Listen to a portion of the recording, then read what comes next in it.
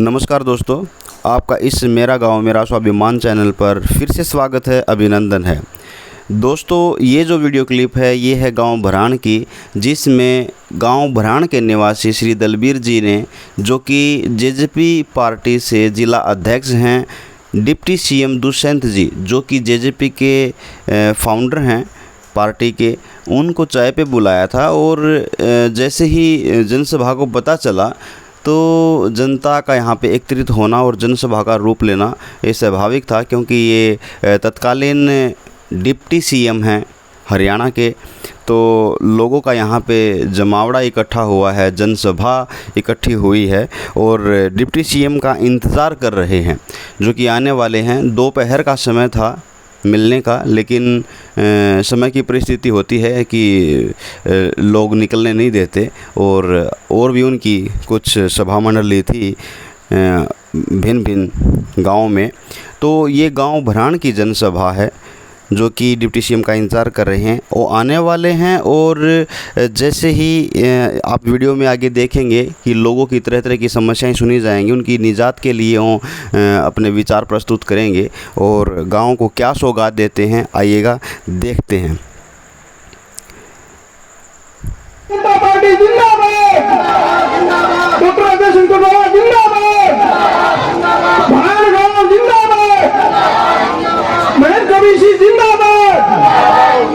Party का जिला अध्यक्ष है और बड़ा साफ सलीका ईमानदार आदमी है। एक जोरदार नारे, भाई दलबीर बराण जिंदाबाद, भाई दलबीर बराण जिंदाबाद, दुष्यंत चौटाला जिंदाबाद, दुष्यंत चौटाला जिंदाबाद, दुष्यंत चौटाला जिंदाबाद, जिंदाबाद जिंदाबाद।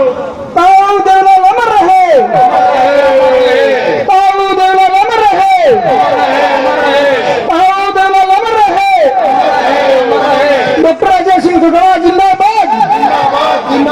भाई दिग्विजय चौटाला जिंदाबाद, भाई दुष्यंत चौटाला जिंदाबाद,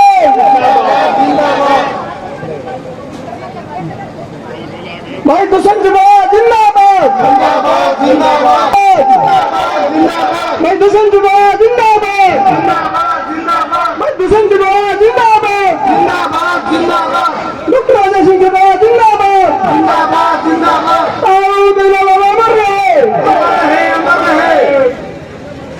हमारे बीच में हरियाणा प्रदेश के ओजस्वी मुख्यमंत्री भावी मुख्यमंत्री भाई दुष्यंत चौटाला जी हमारे बीच में पहुंचे हैं। समस्त गांव भराण की तरफ से हम भाई साहब का यहाँ पूरी तरह स्वागत करते हैं, अभिनंदन करते हैं। साथ है युवा के प्रदेश अध्यक्ष भाई रविंद्र सांगवान जी, ज्ञान मोखरा जी कोरोना प्रत्याशी रहे हैं, मनोज बाली अध्यक्ष जी, भाई सतीश पार्षद पार्टी के प्रदेश कार्यकारिणी के मेंबर हैं बड़े भाई रमेश मोखरा जी,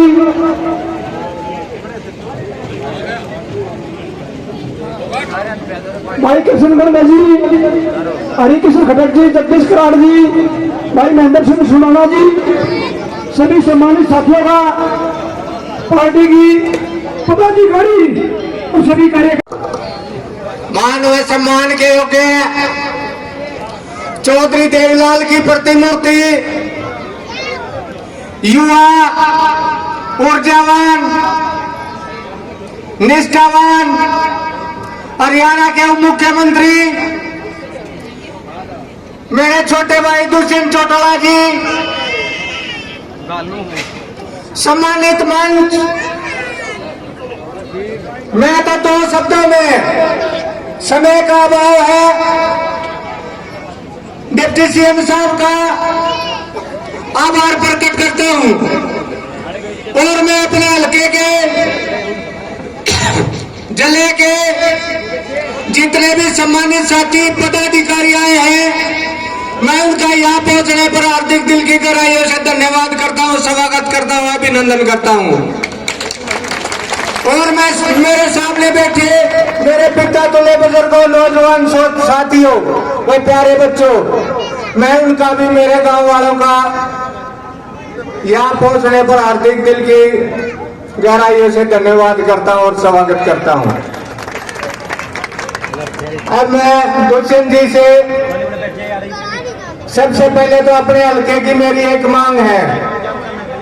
पूरा हल्का पानी से लबालब भर गया है, फसल खराब हो गया है, साडू वीर सामने भी।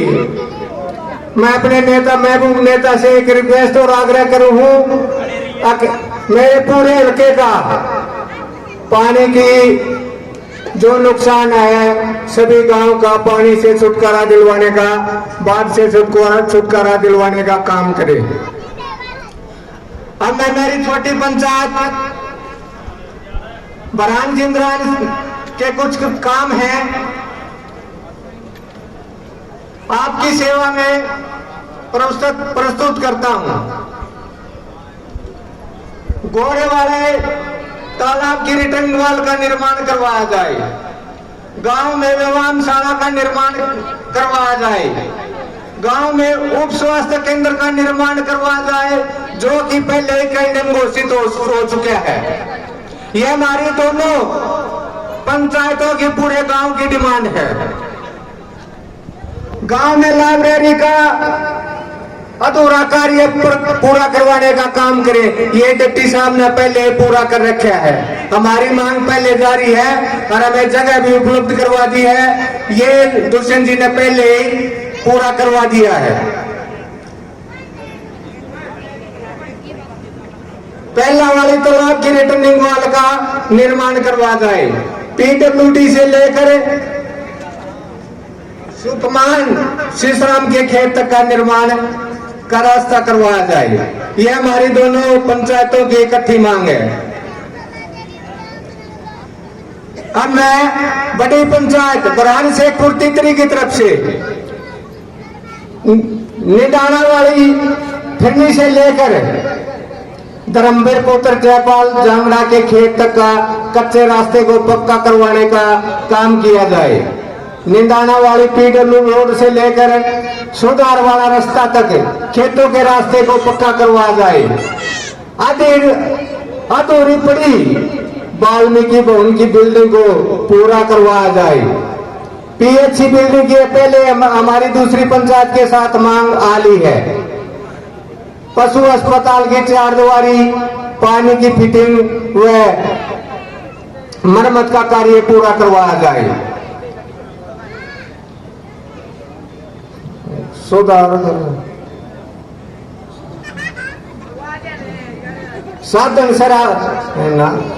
साधनसर तालाब की रिटर्निंग वॉल की जाए, तालाब का के साथ लगती धर्मशाला व 4 दीवारी का निर्माण करवाया जाए। नया वाटर वर्क्स पहले से ही सरकार द्वारा मंजूर किया जा चुका है, इसलिए इस वाटर वर्क्स के कार्य को जल्दी से जल्दी पूरा करवाने का काम करें।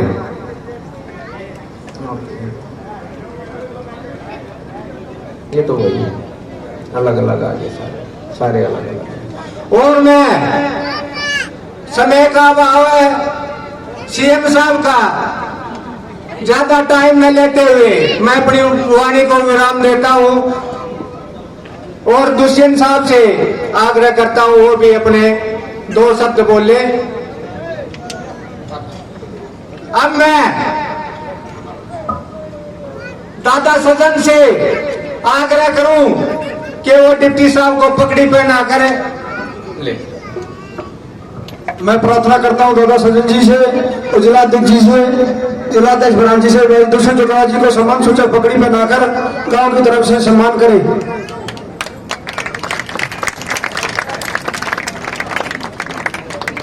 अब मैं मेमेंटो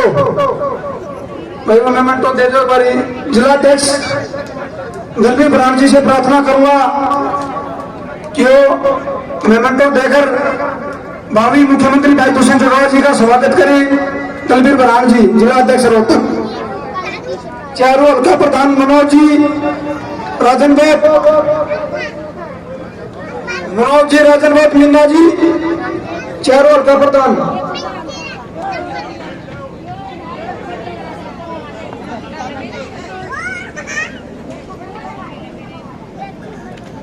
अब मैं आप सबके इंतजार की घड़ी खत्म हो गई है।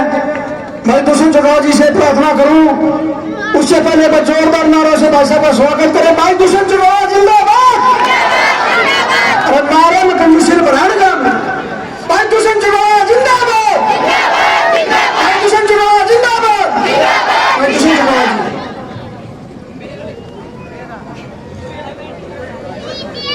गांव बरहान की इस पावन धरा पर जिला के हमारे अध्यक्ष दलबीर बरहान जी, महिला अध्यक्षा प्रेमलता जी, हल्का प्रधान भाई संजय जी, युवा के प्रदेश के अध्यक्ष भाई रविंदर जी, इंसो के हमारे अध्यक्ष भाई प्रदीप जी, पूर्व में रहे आपके उम्मीदवार और ज्ञान मोखरा जी, हल्का प्रधान मनोज जी, मीना जी, सैनी साहब, तमाम पार्टी के वरिष्ठ पदाधिकारीगण, गांव बरहान के मेरे बुजुर्गों, मेरी माताएं बहनें, युवा साथी, जिला अध्यक्ष को टोकना शायद मेरी जिम्मेवारी भी बनती है, क्योंकि गांव की डिमांड जिला अध्यक्ष ने खुद रख दी। ना तो वो पर सरपंच है, आप तो एसपी हो, सरपंच पति। गांव की सरपंच को स्टेज पे आपने जगह नहीं दी। अब ये आपकी जिम्मेवारी बनती है कि सबसे पहले ऊपर ले आके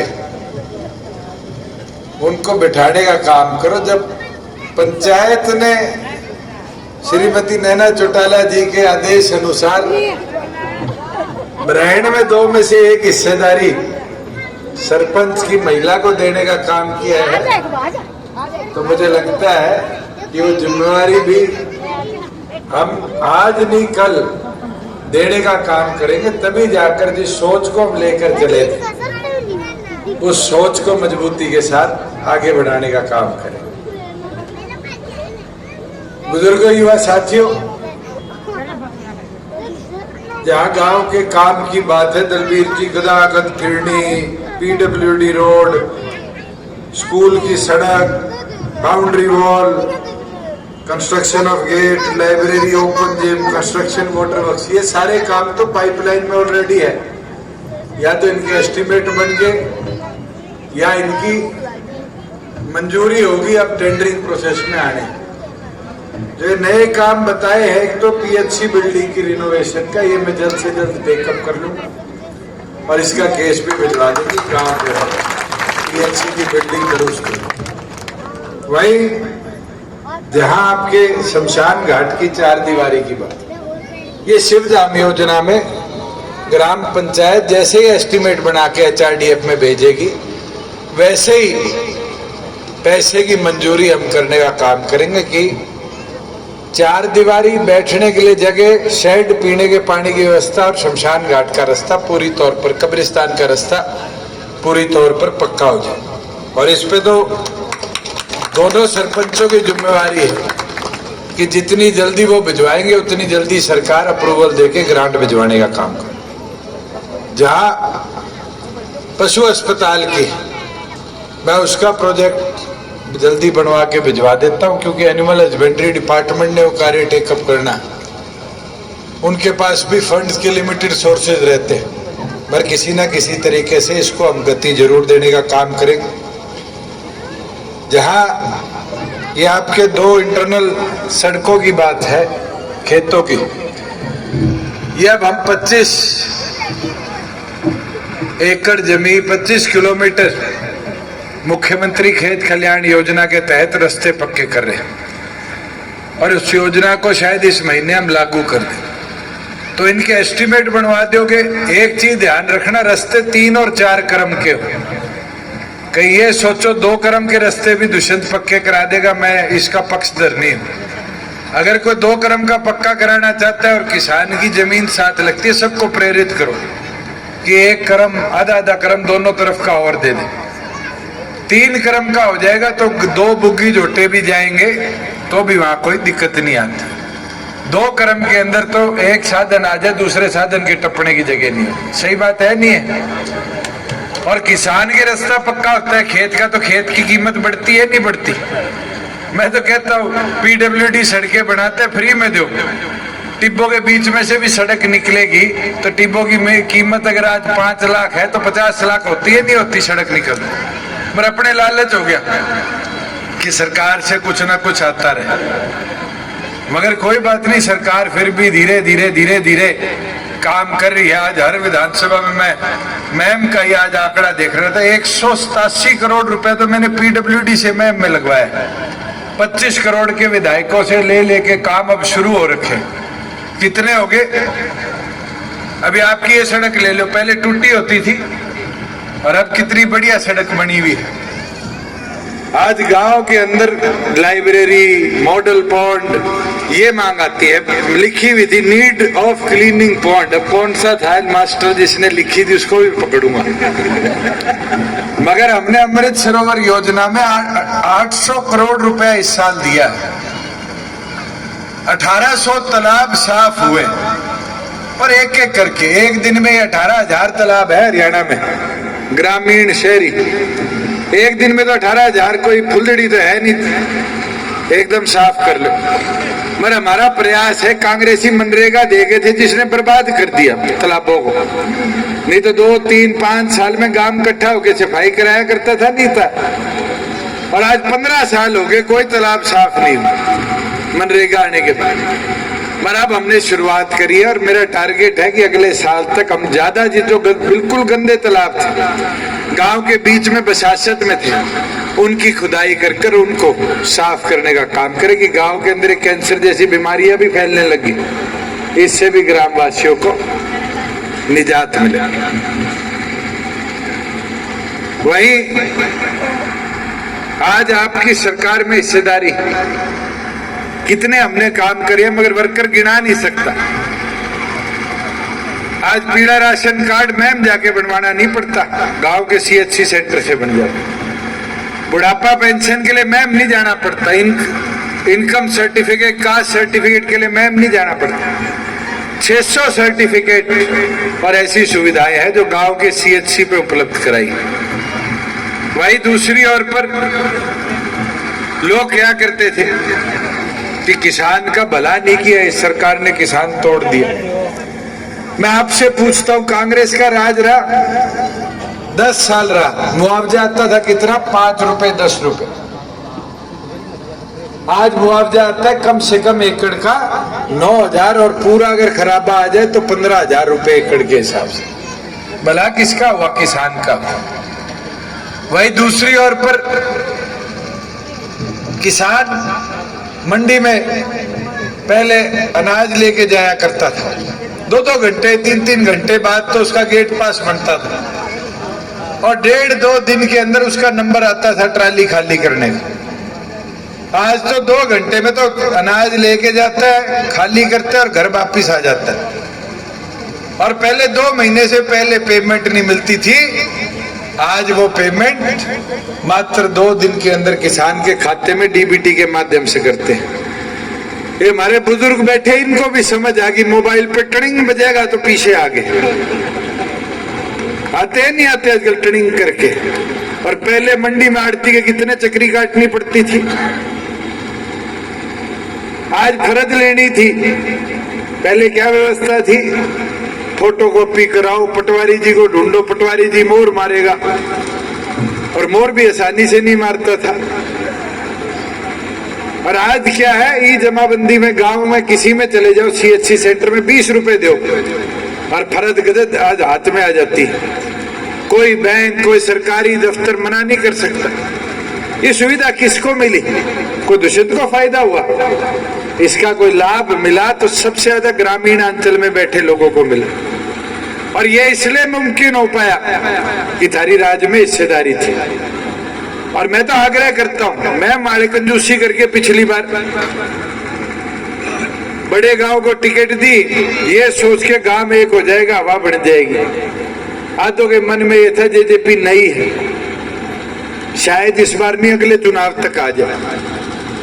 जहां कार्यकर्ताओं ने मेहनत करी 17% वोट लेके आई आपकी पार्टी, 10 विधानसभा में विधायक जीत के गए। थोड़ा सा विश्वास कर लेते तो आज के दिन आपके विधायक ज्यादा नहीं होते। मगर अब तो समय है, मंडना पड़ेगा, यूं ना डिलाए काम नहीं चलेगा। विधानसभा तक रुकना नहीं है, घर घर जाओ, नए साथियों को जोड़ो। कोई पीछे रह गया अपना पुराना, उसने लेके आओ। कोई बड़े चोई साहब के साथ था कांग्रेस में, राज में लालच में चला गया, उसने लेके आओ। कुनबा बड़ा करोगे जब राज बनेगा। जो हमारी 2 मुहिम है बूथ योद्धा की, कि हर बूथ पर 18 से 25 साल के युवा जो पहली बार वोट बनाएंगे, पहली बार वोट डालेंगे, इनको जोड़ो। हमारे कितने बुजुर्ग बैठे पीछे, तो मैं राम राम करता आया। ये सारे वो बुजुर्ग हैं जो उस समय 18-20 साल के थे, चौधरी देवीलाल की जय बोला करते थे मैम, और आज भी झंडा पकड़े बैठे। कैसी परिस्थिति रही, इनने वो विचार नहीं छोड़े। ये संगठन का असली कर्मठ कार्यकर्ता है।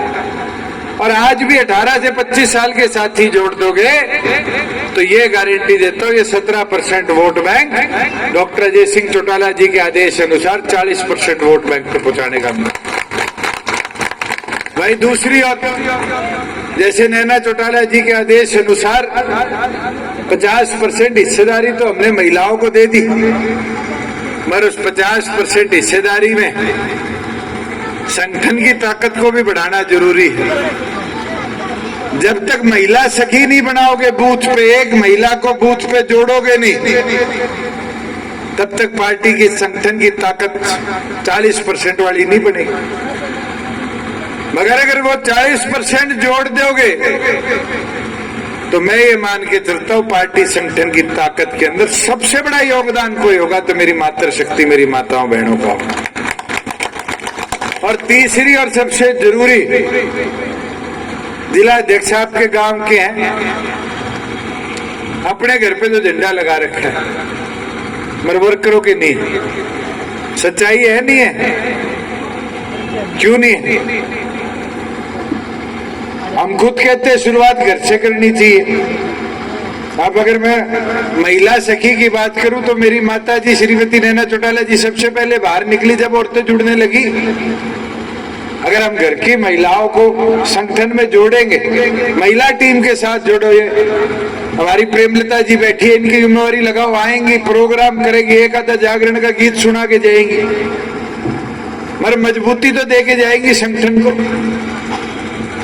वैसे ही झंडा लगेगा घर घर जाकर पार्टी के कार्यकर्ताओं, तो पार्टी का प्रचार होगा, पार्टी की हवा बनेगी। और ये तो मैम वाले जानते हैं, चौधरी देवीलाल जी हमेशा क्या करते थे, हवा बनाओ, हवा बनाओगे तो आ जाएगा, कहते थे नहीं कहते थे। और यूं घर बैठे हवा नहीं बनेगी, निकलना पड़ेगा। 6800 गांव है, मैं तो नहीं रुकूंगा, 8:30 तो हो जाएंगे अभी गांव से निकलते निकलते। आगे एक और है, फिर चंडीगढ़ जाऊंगा, सुबह वापिस आऊंगा। मैं तो 4 चीजों का मंत्र पढ़ लिया, सिर से ठंडा, मुंह से मीठा, पांव की रफ्तार, पार्टी का प्रचार। इसको नहीं रुकने दूं।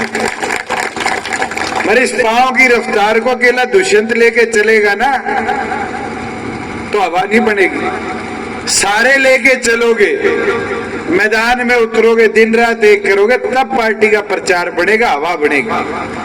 मैं तो आज इसलिए ब्रांड का प्रोग्राम पहले नहीं रख रहे थे, फिर रखा कि मैं सारे गांव के आगे प्रधान जी की भी कमी गिनवा के जाऊं।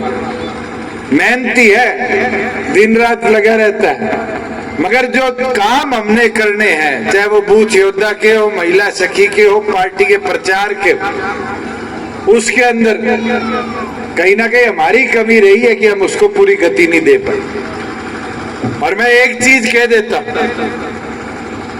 कि अगर ये छल्ले भी हाथाड़े पहनने लग जाओगे ना, दफ्तरों में जाओगे और जाओगे, अपने आप प्रचार शुरू हो जाएगा।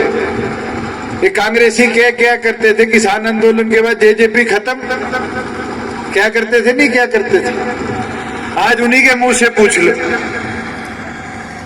5 महीने हुए आपको मेहनत दोबारा करते हुए साथियों, नए संगठन के निर्माण के लिए। इन 5 महीनों में आज ऐसा कोई हरियाणा का नेता नहीं है जो यूं डराना बैठा हो जेजेपी फिर आ जाएगी। आप उठा के देख लो, बयान घुमा फिरा के एक ही चीज घुमा फिरा के कहते हैं कि छोरों का टोल है, ये नहीं आना चाहिए, चाहे वो कांग्रेस का हो, चाहे वो इनेलो का हो, चाहे वो और कोई दल का हो, चाहे बिना दल का हो। और ये आवाज अभी बनती रहेगी जब अगले 1-1.25 साल मैदान में उतर के आप इसी तरह काम करते रहोगे। मैं तो यही प्रार्थना विनती लेके आपके बीच में आया था। गांव में आने पर जो मान सम्मान दिया उसके लिए मैं तहे दिल से आपका आभार प्रकट करता हूँ। बहुत बहुत धन्यवाद। वीडियो को लाइक कीजिए, चैनल को सब्सक्राइब कीजिए। मिलते हैं किसी नेक्स्ट वीडियो में ऐसी धरातल से जुड़ी हुई रिपोर्ट के साथ। तब तक के लिए नमस्कार, जय हिंद।